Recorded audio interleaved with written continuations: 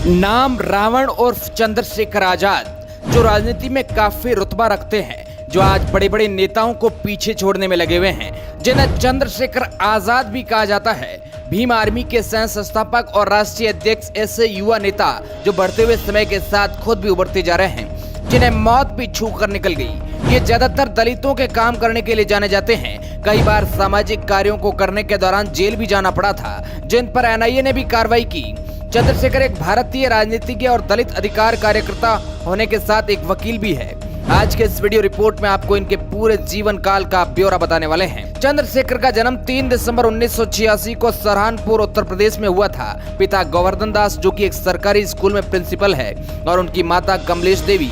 उनके 2 भाई भी है, बड़े भाई भरत सिंह और छोटे भाई कमल किशोर। उन्होंने डीएवी पीजी कॉलेज देहरादून से कानून में स्नातक किया। खुद को दलित नेता के रूप में स्थापित किया। साल 2015 में उन्होंने सतीश कुमार और विनय रतन सिंह के साथ भीम आर्मी की स्थापना की। भीम आर्मी दलितों के लिए काम करने वाली संस्था है। ये पश्चिमी उत्तर प्रदेश में दलितों के लिए मुफ्त स्कूल चलाते हैं, और जहां पर दलितों की बात आए वहां चंद्रशेखर सबसे आगे रहते हैं। एक दलित नेता के रूप में इन्हें प्रसिद्धि तब मिली जब उनके द्वारा अपने गाँव के बाहरी इलाके में द ग्रेट चमार ऑफ गढ़खोली वेलकम यू लिखकर होल्डिंग लगाई गई।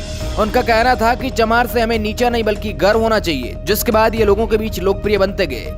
15 मार्च 2020 को उन्होंने आजाद समाज पार्टी की स्थापना की, जो कि कांशीराम की 86वीं जयंती पर बनाई गई थी, जिसके बाद ये काफी चर्चाओं में रहे।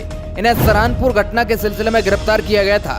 आजाद को उत्तर प्रदेश सरकार ने राष्ट्रीय सुरक्षा अधिनियम यानी एनएसए के तहत गिरफ्तार कर लिया था। बाद में उन्हें इलाहाबाद उच्च न्यायालय ने यह कहते हुए जमानत दे दी कि गिरफ्तारियां राजनीति से प्रेरित थी, लेकिन राज्य सरकार द्वारा उन्हें लगातार जेल में रखा गया। दिल्ली पुलिस ने नागरिकता कानून के खिलाफ दिल्ली जामा मस्जिद से जंतर मंतर तक चंद्रशेखर के विरोध मार्च को अनुमति देने से इनकार भी कर दिया था। फिर भी वो जामा मस्जिद में विरोध प्रदर्शन में शामिल हुए और दिल्ली पुलिस ने उन्हें गिरफ्तार कर लिया और कई दिनों तक हिरासत में रखा गया। 2020 में हाथरस सामूहिक बलात्कार मामले के विरोध में उन्हें 500 भीम आर्मी के सदस्यों के साथ गिरफ्तार किया गया था। इन सभी को हाथरस में दंड प्रक्रिया संहिता की धारा 144 के उल्लंघन के लिए आईपीसी और महामारी रोग अधिनियम की कई धाराओं के तहत गिरफ्तार किया गया था।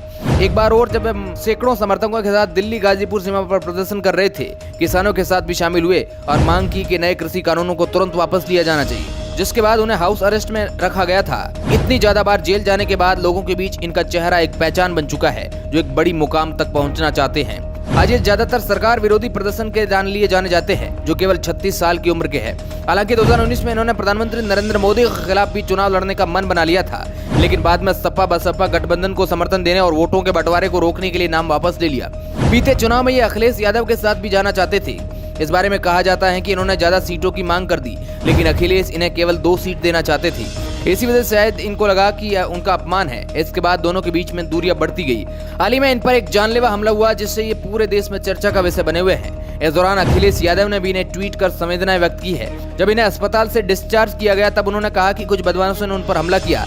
इस दौरान एक गोली 2 गाड़ी को चीरती हुई लगी और एक गोली उनके पास से निकल गई, और एक गोली जब चलाई गई जब ये नीचे हो गए थे और उस पर लगकर वह आगे चली गई। इनकी भी जान बच गई। इस दौरान बदमाशों को लगा कि शायद उनकी मौत हो गई है, इसलिए वो कुछ टाइम हवा में फायरिंग करने लगे, लेकिन तभी उनके साथ ही गाड़ी ने यू टर्न ले लिया, इसलिए बदमाश डर कर भाग गए।